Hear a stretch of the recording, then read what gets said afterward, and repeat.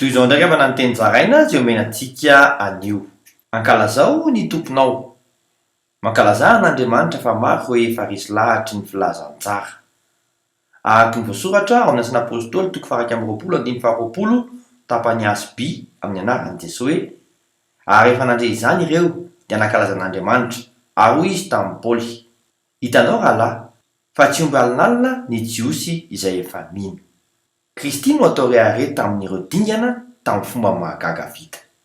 Araka ny voasoratra ao amin'ny Romanina toko 10:17-20 amin'ny anaran'i Jesosy hoe ka dia mana izay ataoko rehare ao amin'ny Kristy Jesosy aho noho ny amin'ny Andriamanitra.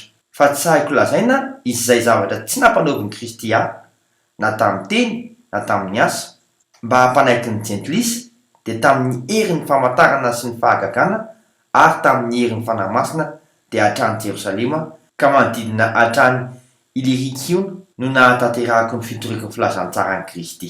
Ka hatrany farany vavaka isika ray eo.